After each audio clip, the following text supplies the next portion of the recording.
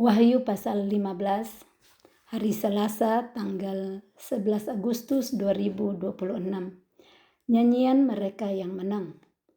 Dan aku melihat suatu tanda lain di langit, besar dan ajaib. 7 malaikat dengan 7 malapetaka terakhir. Karena dengan itu berakhirlah murka Elohim. Dan aku melihat sesuatu bagaikan lautan kaca bercampur api. Dan di tepi lautan kaca itu berdiri orang-orang yang telah mengalahkan binatang itu dan patungnya dan bilangan namanya. Pada mereka ada kecapi Elohim. Nah, ini penglihatan berikut yang dilihat oleh Rasul Yohanes, di mana di pasal-pasal sebelumnya sudah banyak sekali penglihatan yang diperlihatkan kepadanya. Nah, di Wahyu pasal 15 ini penglihatannya adalah melihat lagi tanda lain di langit. Jadi Rasul Yohanes melihat di langit itu besar dan ajaib. Ada 7 malaikat dengan 7 malapetaka terakhir. Nah, kita baca sebelumnya sudah ada saat materai dibuka, ada 7 materai, ada 7 sangkakala, semuanya sudah setelah dibuka, dibunyikan, ada malapetaka-malapetaka yang terjadi, dan kali ini dikatakan 7 malapetaka terakhir, karena dengan itu berakhirlah murka Elohim. Dan diperlihatkan juga sesuatu bagaikan lautan kaca bercampur api. Nah, di tepi lautan kaca itu berdiri orang-orang yang telah mengalahkan binatang itu. Yang sudah mengalahkan binatang itu dan patungnya. Nah, binatang yang mana yang kita baca di Wahyu pasal 14? Binatang yang keluar dari dalam laut, di mana ada bertanduk 10, berkepala 7, dan di atas tanduk-tanduknya terdapat 10 mahkota. Dan pada kepalanya tertulis nama-nama hujat. Nah, binatang itu dibuatkan patungnya. Di Wahyu pasal 13 di situ, di ayatnya yang ke-14, di situ mereka dirikan patung untuk menghormati patung itu. Nah, patung itu pun bahkan nantinya diberi kuasa, ada nyawanya, sehingga patung binatang itu bisa berbicara. Banyak yang tunduk kepada dia, banyak yang takut kepada dia. Tetapi yang dilihat oleh Rasul Yohanes di Wahyu pasal 15 ini, bahwa ada orang-orang yang telah mengalahkan binatang itu dan patungnya. Saat orang tetap teguh berdiri di atas kebenaran firman Tuhan, mempercayai Yesus, anak domba Elohim, yang sudah mencurahkan darahnya menebus dosa-dosa kita, yang memberikan kekuatan menghadapi setiap tipuan-tipuan, setiap penyesatan, setiap hal-hal yang menakutkan seperti binatang ini. Mereka telah mengalahkannya. Jadi tidak ada yang tidak bisa dikalahkan bersama dengan kuasa Tuhan Yesus.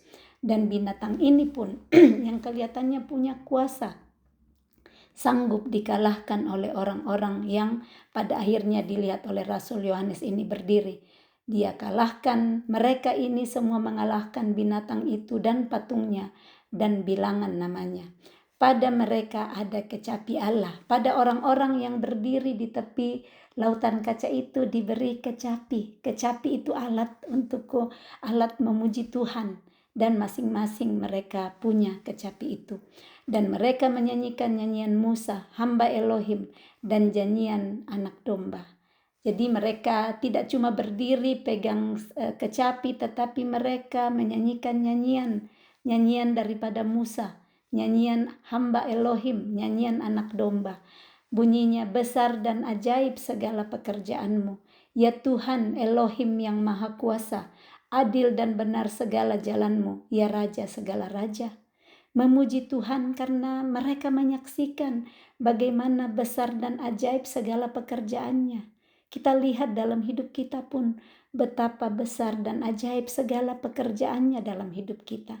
Kalau kita lihat hidup kita hari ini, kalau melihat perjalanan-perjalanan hidup yang sudah kita lewati, begitu banyak hal-hal yang menurut pikiran kita sendiri kita tidak sanggup lewati, kita tidak sanggup hadapi. Tetapi karena kasih karunia-Nya, betapa besar dan ajaib pekerjaannya dalam hidup kita. Sehingga inilah yang dinyanyikan Musa dan kita bisa ikut menyanyikan hari ini. Besar dan ajaib segala pekerjaan-Mu dalam hidup kami, dalam hidup saya. Kita lihat bersyukur kepada Tuhan seperti Raja Daud juga mengajak jiwanya berkata, pujilah Tuhan, hai jiwaku. Pujilah namanya yang kudus, hai segenap batinku. Pujilah Tuhan, hai jiwaku, dan janganlah lupakan segala kebaikannya. Begitu banyak kebaikan Tuhan dalam hidup kita. Begitu banyaknya cara-cara dan karyanya yang besar dan ajaib di dalam hidup kita. Dan itu yang akan membuat kita bersyukur. Daripada kita cari-cari saja hal-hal yang kelihatannya tidak baik dalam hidup kita. Kita menyanyi, besar dan ajaib segala pekerjaan-Mu. Ya Tuhan Elohim yang maha kuasa, Dia yang punya segala kuasa di langit dan di bumi. Dia sanggup melakukan pekerjaan yang ajaib yang menurut kita tidak mungkin lah, impossible. Saya nggak bisa hadapi Tuhan. Tapi Dia beri kita kekuatan. Terus berharap kepada Dia, panggil namanya. Tuhan, saya tidak sanggup. Ini panas sekali Tuhan, saya pusing. Beri aku kekuatan biar saya bisa menjalani hari ini yang sangat panas. Mungkin kaki panas. Tetapi Tuhan kasih kekuatan. Tujuan semua Tuhan memberi kekuatan supaya kita bisa memuliakan Dia. Supaya kita bisa pakai hidup kita untuk kemuliaan bagi Dia. Siapakah yang tidak takut ya Tuhan, dan yang tidak memuliakan nama-Mu, sebab Engkau saja yang kudus. Karena semua bangsa akan datang dan sujud menyembah Engkau, sebab telah nyata kebenaran segala penghakiman-Mu. Segala bangsa akan datang dan sujud menyembah kepada Dia, bukan kepada binatang dengan banyak kepala, bukan dengan binatang dengan kata-kata hujat yang tertulis pada kepalanya, tetapi semua bangsa akan datang sujud menyembah kepada Dia, Raja di atas segala raja. Kita adalah salah satu di antara segala bangsa itu. Salah seorang di antara segala bangsa yang datang menyembah dan sujud kepada Dia. Masih ada kesempatan kita hari ini. Bersyukurlah kepada Dia sebab Dia baik. Bahwasanya untuk selama-lamanya kasih setianya. Hitung berkat Tuhan setiap hari. Begitu banyaknya berkat Tuhan setiap hari. Kalau hari ini kita masih bisa berkata-kata, berkata-katalah, keluarkan ucapan syukur kepada Tuhan. Pakai seluruh hidup kita, seluruh anggota tubuh kita untuk kemuliaan bagi Dia. 7 malaikat dengan 7 cawan murka Elohim. Ayat 5, kemudian daripada itu aku melihat orang membuka bait suci, kemah kesaksian di sorga. Dan ketujuh malaikat dengan ketujuh malapetaka itu keluar dari bait suci, berpakaian lenan yang putih bersih dan berkilau-kilauan, dan dadanya berlilitkan ikat pinggang dari emas. Dan satu dari keempat makhluk itu memberikan kepada ketujuh malaikat itu 7 cawan dari emas yang penuh berisi murka Elohim, yaitu Elohim yang hidup sampai selama-lamanya.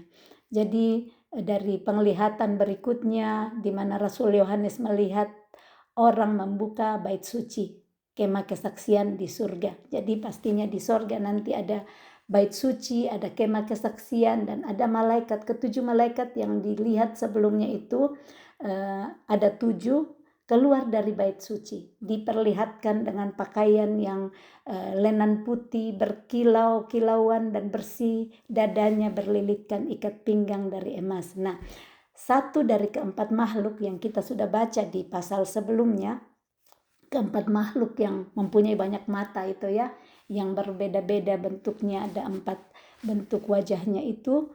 Di sana salah satu dari keempat makhluk itu memberikan kepada ketujuh malaikat itu 7 cawan. Jadi masing-masing malaikat diberikan 1 cawan yang penuh berisi murka Elohim, yaitu Elohim yang hidup selama-lamanya.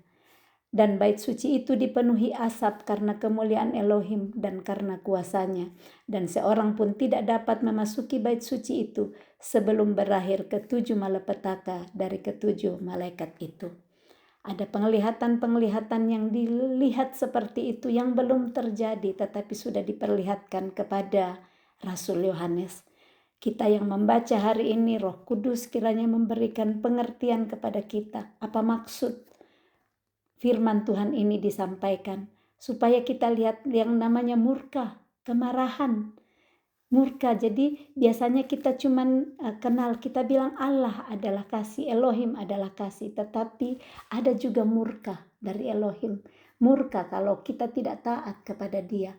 Nah, supaya hari ini kita saat kita membaca dan mendengarkan firman-Nya, merenungkan firman-Nya, kita tahu bahwa murka Elohim itu ada.